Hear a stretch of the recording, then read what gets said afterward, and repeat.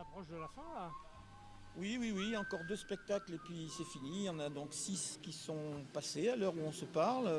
Oui, on approche de la fin, oui. Donc ça Ouais. passe à la fois trop vite, mais c'est un peu de soulagement quand même, parce que c'est plusieurs semaines, voire mois de travail. Ouais, ça commence quand? La préparation? Ouais. Alors la préparation commence dès le mois de juillet, puisqu'on lance les candidatures à la fin du mois de juillet, on ouvre les candidatures à la fin du mois de juillet, après avoir remis évidemment en place toutes les conditions d'accueil, etc. etc. On reçoit des candidatures jusqu'à peu près au 15 novembre. Et du 15 novembre au 15 décembre, on fait la sélection, le jury fait la sélection et au 15 décembre, on se réunit pour décider donc de la programmation. Alors beaucoup de candidatures? Alors cette année, 38, Ah oui. ça tourne à peu près aux alentours d'une quarantaine de candidatures chaque année. Ouais. Voilà. Et ça se bonifie d'année en année? Disons que ça se maintient, hein. On veille à sélectionner des spectacles de qualité, on est très exigeant là-dessus.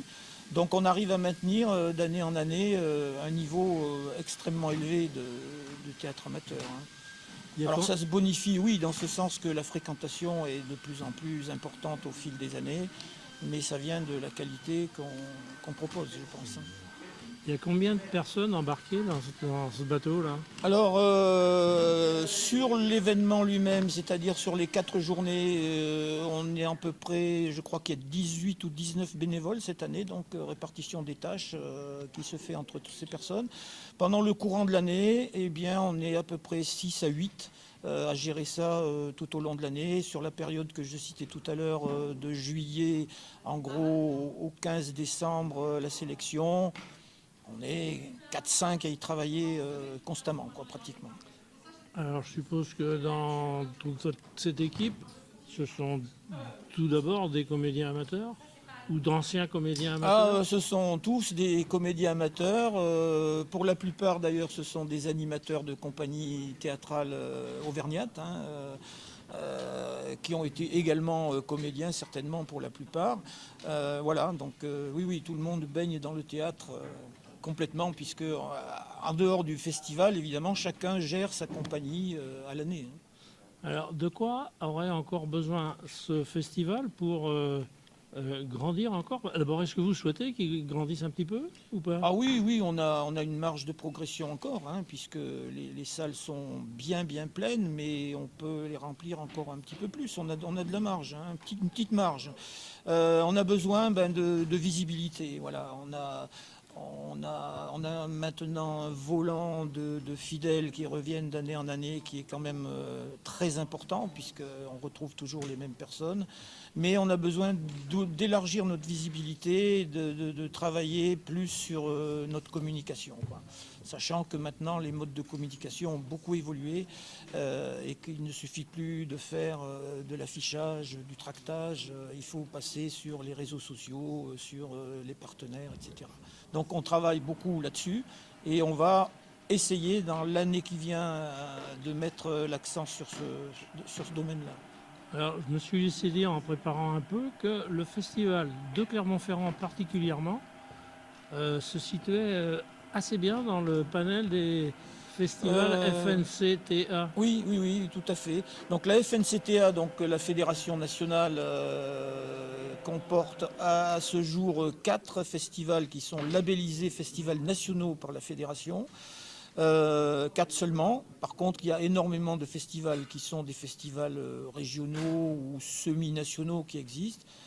L'ambition que l'on a, c'est en effet d'essayer de faire rentrer le festival de Clermont-Ferrand dans le groupe des festivals nationaux. On va travailler à faire une proposition au niveau national pour que ça soit le cas. D'après les échos et les retours qu'on a des compagnies invitées de cette année et des années précédentes, je pense que les critères, on les a. Hein. Maintenant, après, il faut qu'on satisfasse à un certain nombre de conditions d'organisation pour avoir le label national. Mais je pense qu'on va y arriver.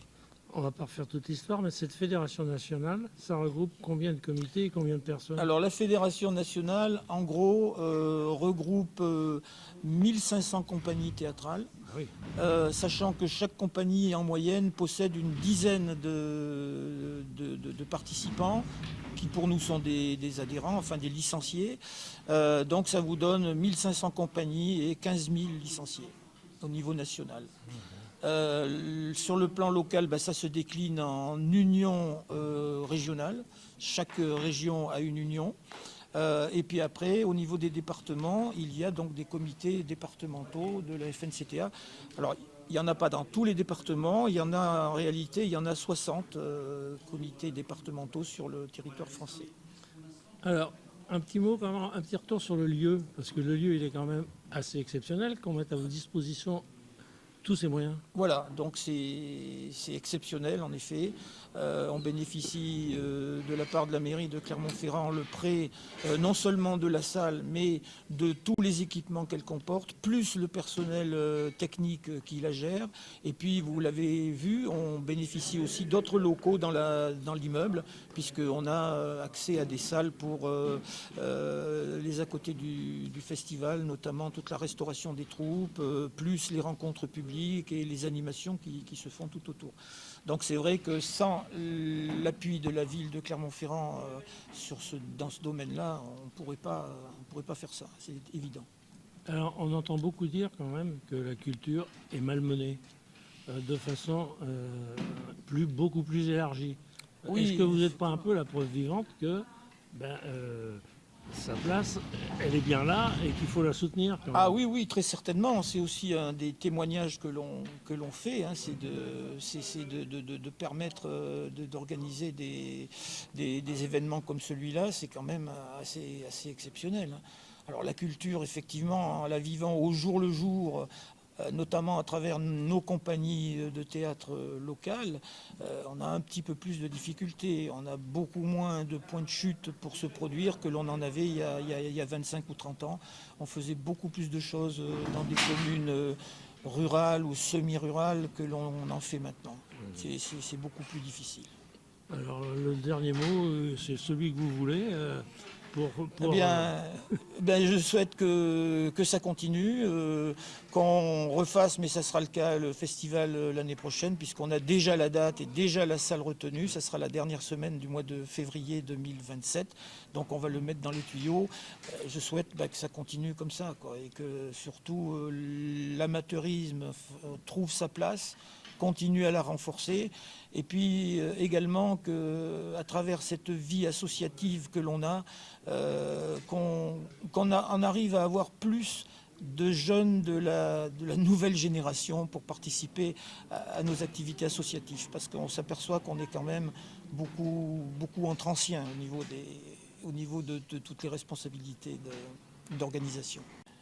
Bon, voilà. Monsieur le Président ou Jean-Marc, ou les Oui, deux, les merci. deux, les deux, voilà.